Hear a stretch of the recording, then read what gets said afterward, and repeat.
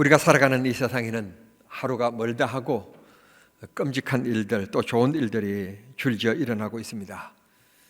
며칠 전에는 미국에서 화물선이 다리 조각을 들이받아서 그 큰 철근 교랑이 엿가락처럼 휘어지면서 주저앉는 끔찍한 장면을 우리는 봤습니다. 그런가 하면 로봇이 냄새를 맡기 시작하게 되었고, 그래서 과일을 구별하여서 사과를 손에 짚는 모습도 봤습니다. AI를 통해서 죽은 사람의 목소리를 재생하는가 하면 그의 이 사진도 남아있지 않는 그의 모습을 연상시켜서 재현해내기도 하는 시대에 살아가고 있습니다. 삼성이 출시한 이 올해의 폰에 보면 즉석에서 통역을 하는 통역기가 내재되어 있다고 합니다. 참 놀라운 일들이 아닐 수가 없습니다. 또 미국에서는 사람 머리 위에 칩을 달아서 또 엄청난 기억력을 회생시킬 수 있게끔 하는 그런 과학적인 진보도 보이고 있습니다만, 여기에 대한 부정적인 것과 또 긍정적인 얘기들을 나오고 있지만, 그러나 분명한 것은 사람 인체에 이런 칩을 넣는다는 것은 우리는 상상 바깥의 엄청난 기적이라고 말할 수 있을 것입니다. 여러분, 이렇게 세상에는 여러 가지 좋은 일들과 어려운 일들이 생각지 않는 일들이 많이 일어나고 있습니다. 그러나 역사상 가장 위대한 사건이 무엇일까요? 지나온 인류 역사에 있어서 가장 위대한 일, 그건 바로 예수님께서 죽어 장사된 지 사흘 만에 부활하신 이 부활만큼 역사에서 위대한 사건은 없을 것입니다. 이 사건이야말로 기독교가 영생의 종교라고 하는 것을 말씀해 주시고 있습니다. 예수님께서 탄생하심으로 말미암아 역사는 주 전과 주 후로 나누어지게 되었고, 예수님께서 십자가에 죽으시고 3일 만에 부활하심으로 말미암아 그가 기독교인이든지 불신자이든지 관계없이 예수님의 부활하신 이 날을 쉬고 있는 것입니다. 이건 부정할 수 없는 역사적인 사건입니다.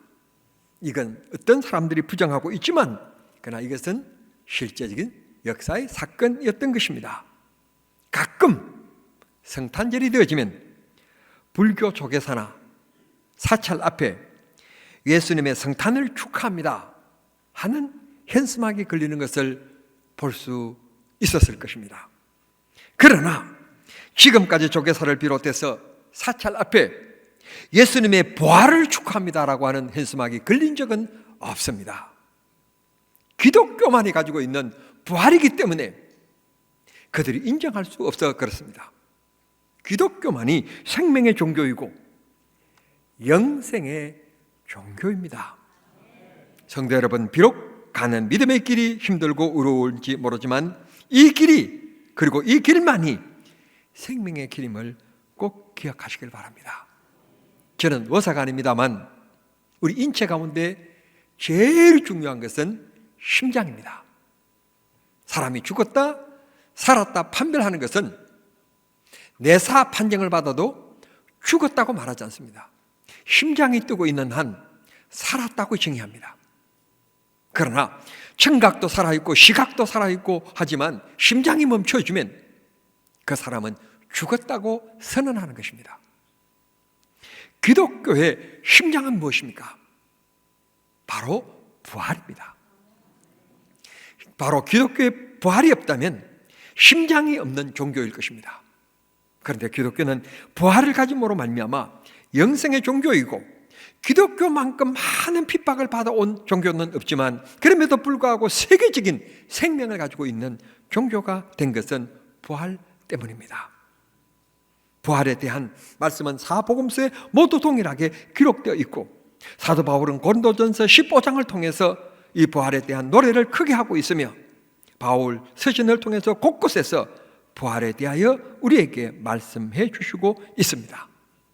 고로 신약 성경의 주제가 곧 예수님의 부활과 재림이라고 말할 수 있습니다.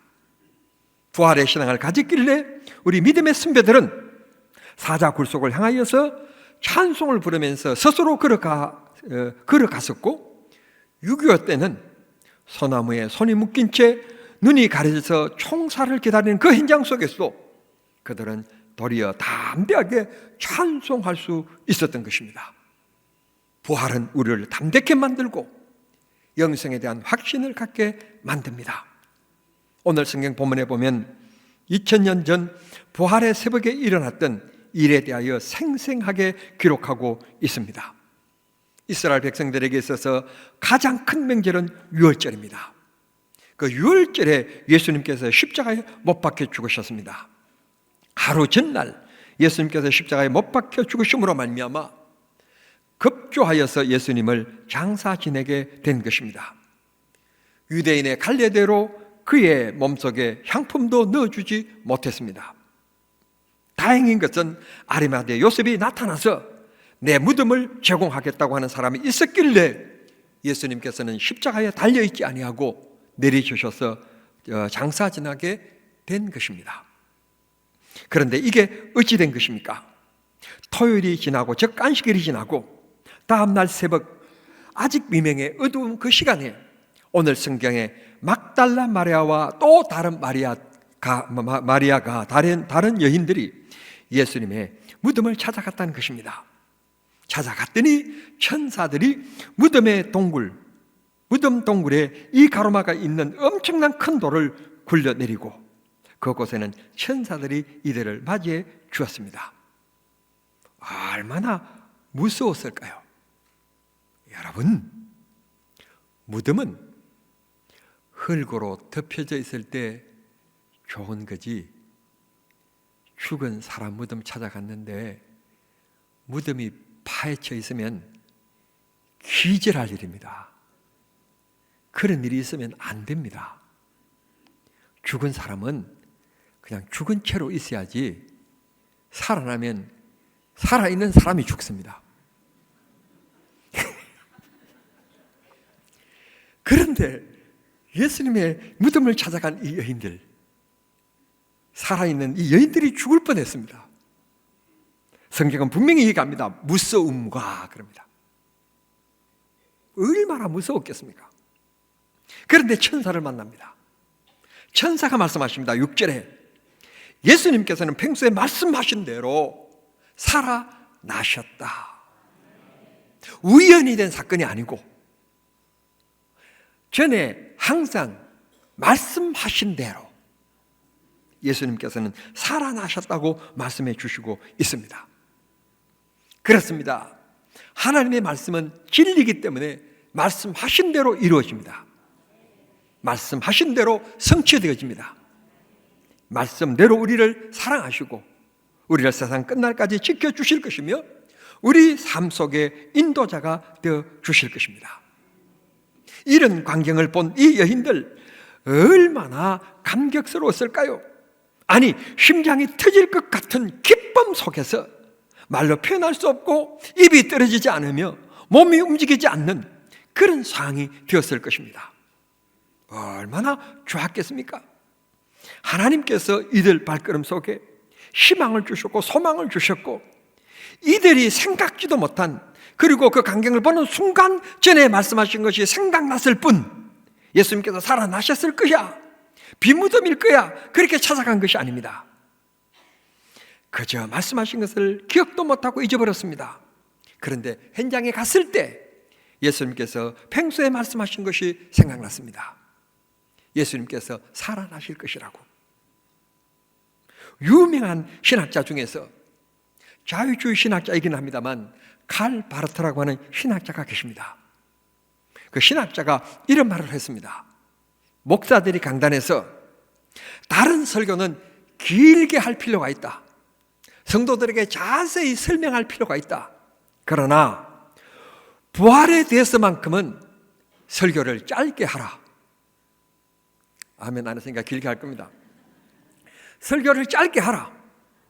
설교를 부활에 대해서 길게 할 필요가 없다. 왜? 부활은 사실이기 때문에. 그냥 예수님께서 3일 만에 부활하셨다, 그 한마디면 충분하다는 것입니다. 그게 사실이 아니어야만이 설득시키기 위하여 설명할 필요가 있지. 이게 사실인데 무슨 설명이 필요 있느냐? 이거는 선언이다, 선언. 제가 칼발트는 별로 안 좋아하는데 나 이 말은 참 좋아합니다. 역시 부활 하나만 믿으면 다 된 것 아닙니까? 아니, 부부가 사랑 믿으면 다 된 것 아닙니까? 좀 괴롭습니까? 여러분, 기독교의 심장이 부활이기 때문에 부활을 믿는 사람들이 사자굴 속에도 스스로 들어갔다니까요. 부활의 주님을 만나면 기쁨과 즐거움이 있습니다. 다메섹 도상에서 바울이 부활의 주님을 만나고 변화의 역사가 일어났습니다. 성경은 수없이 이 부활에 대한 얘기를 하고 있습니다. 민수기 17장에 보면 아론의 이 마른 지팡이가 이 지팡이에서 순이 돋고 꽃이 피고 열매가 맺었다고. 이미 구약 성경에서 예수님의 부활을 예언하고 계십니다. 갑자기 된 기독교의 역사가 아니라 이미 오래전부터 하나님의 역사였고 계획하심이었다고 말씀해 주시고 있는 것입니다. 사랑하는 성도 여러분, 사도 바울은 고린도 전서 15장 20절에서 22절까지의 말씀에서 얘기합니다.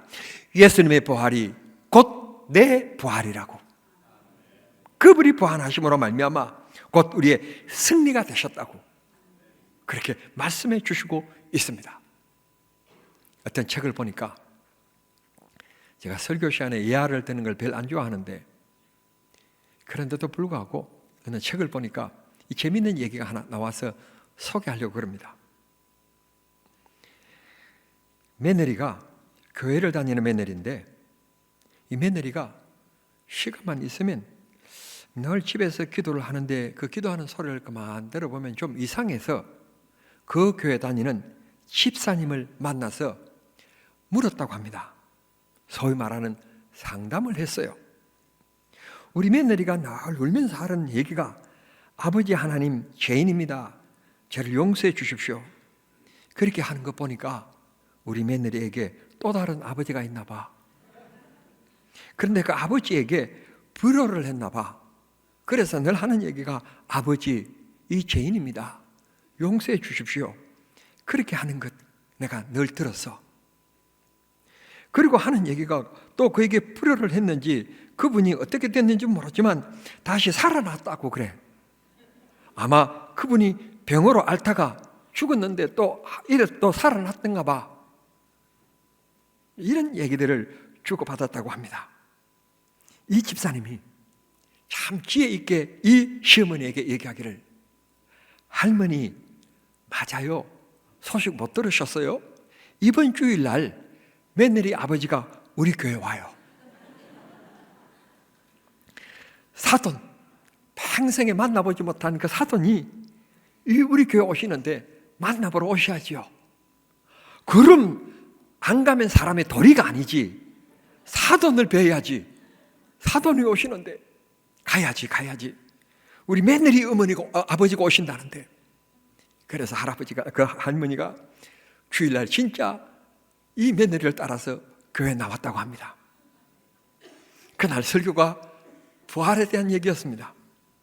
알고 봤더니 사돈 얘기가 아니라 예수님의 얘기였고 하나님에 대한 얘기였습니다. 이 할머니가 그날 은혜를 받고 변화가 되어서 세상을 떠날 때까지 그 교회 새벽기도를 안 빠지는 새벽기도 왕이 되었다고 합니다. 믿든지 말든지 저는 책에서 봤습니다.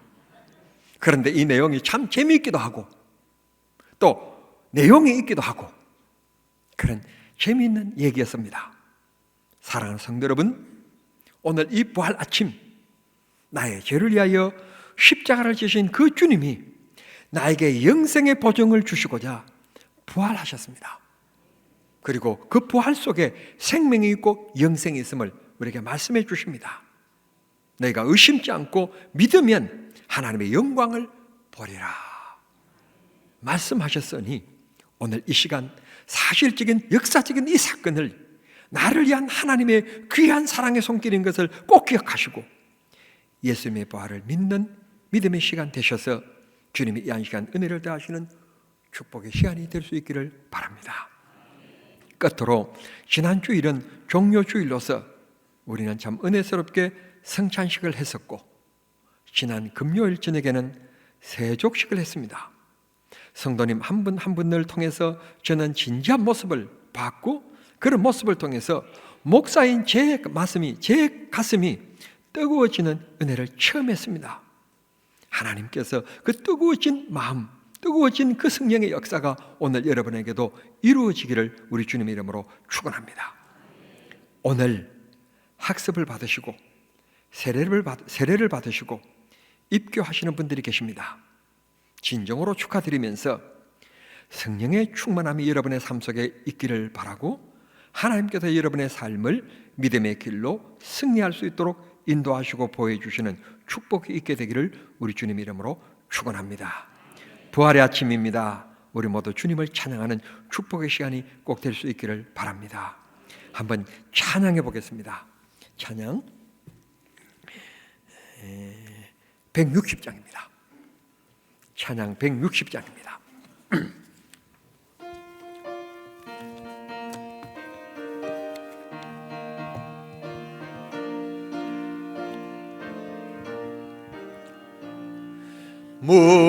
무덤에 머물러 예수 내 구주 새벽 깨달았네. 예수 내 주 원수를 다 이기고 무덤에서 살아나셨네. 어둠을 이기시고 나와서 성도 함께 길이 다스리시네. 사셨네. 예수 다시 사셨네. 헛되이 지키네. 예수 내 구주 헛되이 봉하네. 예수 내 주 원수를 다 이기고 무덤에서 살아나셨네. 어둠을 이기시고 나와서 성도 함께 길이 다스리시네. 사셨네. 예수 다시 사셨네. 거기 못 가두네. 예수 내 구주 우리를 살리네. 예수 내 주 원수를 다 이기고 무덤에서 살아나셨네. 어둠을 이기시고 나와서 성도 함께 길이 다스리시네. 사셨네. 예수 다시 사셨네. 이 찬송은 지금 우리가 부른 것처럼 활기차게 부르는 찬송이 아니고, 원래 이 부활 찬송이니까 쟤처럼 이렇게 불러야 원래 정신적으로 맞는 건데요, 이 곡을 만드신 작곡가가 저처럼 이렇게 부르면 안 된대요. 느리게 생각하며 부르래요. 그래서 1절을 원곡대로 불러보겠어요. 1절이에요.